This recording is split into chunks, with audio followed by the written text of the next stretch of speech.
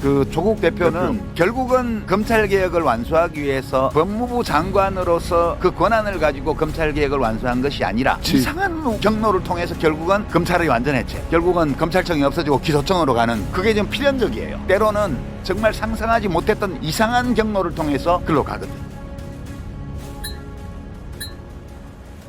우여곡절 끝에 조국 대표의 형집행 연기 요청 허가가 난 가운데 만악의 근원, 검찰과의 전쟁 첫 시작점에 있던 조국 대표가 그 수괴인 윤석열의 최후를 직접 볼 수 있게 됐습니다.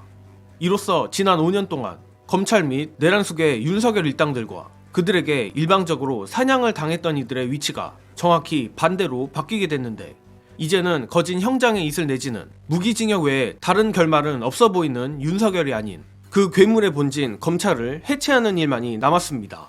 마침 유시민 작가님이 이에 대해 필연적이면서도 마음을 울리는 예언을 내놓았습니다. 앞서 보신 영상처럼 조국 대표가 의도치 않은 방법으로 결국 검찰개혁이라는 과제를 완수할 것이란 건데, 자세한 얘기는 뒤에서 하기로 하고 먼저 유시민 작가님의 감동적 예언 영상으로 보시고 오겠습니다. 그러니까 내가 그 2019년도부터 윤석열과 정치검찰 윤석열 사단의 멘탈리티는 전두환 신군부하고 똑같다. 그 얘기를 내가 그때부터 해서 8월 달부터. 왜냐하면 조국 일가를 사냥하는 거를 보면 그냥 다 보이잖아요. 그러니까 이 윤석열이라는 자의 이 멘탈리티, 그리고 그걸 둘러싼 정치검사들의 사고방식과 그 정서 상태가 어떤지는 이제 다 드러난 거예요. 그 조국 대표는 보면 안 죽었어. 그 원래 윤석열이 조국 일가를 사냥한 거는 조국을 사냥하려고 했는데 사냥이 잘 안 되니까 그 배우자와 자식들을 인질로 잡고 가족 인질극을 벌였는데도 굴복 안 하니까 가족을 다 몰살했단 말이에요. 그렇습니다. 응? 그때 조국을 죽이려고 했던 것은 아직 무슨 사모펀드 이런 건 다 근거 없는 걸로 다 드러났지만 처음부터 죽이려고 했던 건 사회적 생명을 끊으려고 했던 거라고. 네. 근데 조국의 사회적 생명은 끊어지지 않았어요. 그 조국 대표는 결국은 검찰개혁을 완수하기 위해서 법무부 장관 지명을 받았고 거기 응했고 그 공격을 받으면서 한 달 남짓 법무부 장관을 했지만, 법무부 장관으로서 그 권한을 가지고 검찰개혁을 완수한 것이 아니라 자기 자신이 온몸에 화살을 맞고 칼을 맞고 돌을 맞고 피투성이가 돼가지고 이상한 경로를 통해서 결국은 검찰의 완전 해체, 결국은 검찰청이 없어지고 기소청으로 가는, 그게 좀 필연적이에요. 그러니까 조국은 멋지게 자기 생각에는 멋지게 법무부 장관으로서 이걸 하고 싶었겠지만 역사라는 것이 그렇게 가지는 게 아니에요. 때로는 정말 상상하지 못했던 이상한 경로를 통해서 글로 가거든. 그러니까 조국은 결국은 법무부 장관으로서가 아니라 만신창이가 된 남자로서 이상한 우여곡절을 거쳐서 결국은 검찰개혁은 완결되리라고 봐요. 그러니까 그걸로 위로받기 바라고요. 네. 일단 먼저 말씀드리자면 조국 대표에 대해 이래저래 호불호가 있는 건 저도 아는 부분입니다. 그러나 호불호를 떠나 조국이란 인물이 검찰이란 악마들과 싸우며 유시민 작가님이 말한 대로 그야말로 일가족이 몰살당했다는 것에 대해선 반박의 여지가 없으리라 생각합니다.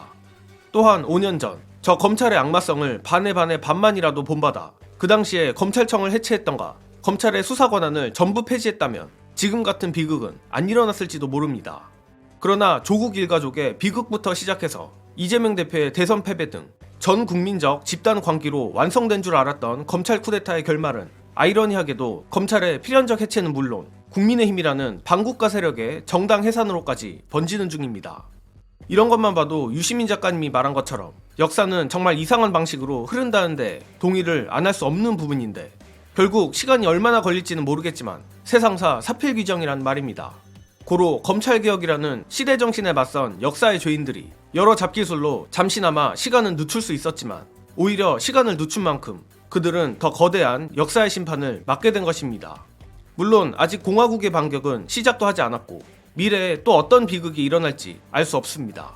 그러나 지난 2016년 때도 그랬고 이번에도 그럴 것이며, 민주시민들의 피해 승리의 기억이 남아있는 이상 우리는 절대 패배하지 않으리라 확신합니다.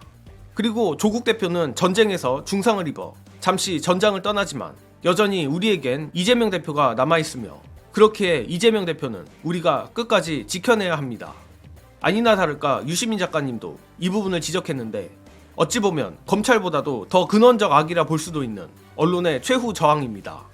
끝으로 유시민 작가님이 말하는 윤석열 탄핵 이후의 상황들 여러분께 안내드리며 이번 영상은 여기서 마무리하겠습니다. 시청해주신 여러분 감사합니다. 그러니까 언론이 왜 그러냐 하면 사실 지난 대선 국면 그 전후와 총선 때도 마찬가지지만 일방적으로 윤석열을 편들었어요. 네. 그래서 어떤 사람들은 야권 진보 쪽에서 윤석열을 악마화한다고 그랬지만 윤석열을 악마화한 게 아니고 윤석열의 실체에 반도 접근 못했어요. 그렇습니다. 근데 이제 양비론을 취하잖아요. 자기들은 균형이 있다고 얘기하면서 네. 이제 윤석열은 이만큼 엉망인데 요만큼 엉망인 것처럼 하고 이재명은 요만큼 하는 게 아니라 이만큼 엉망인 것처럼 하고 악마화하고. 실제로는 이재명을 악마화하고 윤석열의 악마성을 감춰줬지. 그 결과가 대통령 당선이었어요. 그런데 이제 지금부터는 뭘 하냐면 윤석열을 까서 반죽여 이제. 그래갖고 탄핵돼요. 그러고 나면 그다음에 이재명을 악마화하는 거야 계속. 그러니까 우리 시민들이 생각을 해야 될 게 윤석열에 대해서 진실을 말하지 않았던 언론이 이재명에 대해서 진실을 말하겠냐. 그 지금부터는 이제부터는 이재명에 대한 집중적인 공격이 앞으로 이 탄핵 과정과 그 끝난 이후에 계속될 거예요. 그 점 나는 굉장히 유념해서 볼 필요가 있다고 봐요. 그 5대5 기계적 균형을 이야기하는데 MB 다스는 누구 겁니까? 라고 얘기 나왔을 때 그거를 똑같은 견해 하나로 5대5로 보도하는 게 그게 공정한 건가요? 지금은 매우 불공정해. 9대1로 막 얘기를 해도 진실에 접근을 할 수 있을 동 없을 동 한 지금 거였어요. 왜 안 지키냐고. 지금은 계엄이 정당한 통칭이라는 거 반. 내란이라는 거 반 다뤄줘야지. 근데 왜 이렇게 하냐 물어보면 이거는 명백하니까라고 얘기를 해요. 그럼 그전에는 안 명백했어? 그렇지. 그러니까 조국 가족을 사냥할 때부터 시작해서 이 모든 증상들이 그때부터 다 있었는데 그렇습니다. 그거에 대해서 기아들이 뭐라고 얘기를 했어? 그렇지. 정의를 실현하는 거라고 축켜 세웠잖아. 그렇습니다. 그러면 조국 일가를 그렇게 사냥했던 자들이 더 큰 권력을 가지고 나서 국민을 위해서 좋은 일 하겠어? 그렇지. 아, 맞아. 진짜 말하다 보니까 진짜 열받네. 아,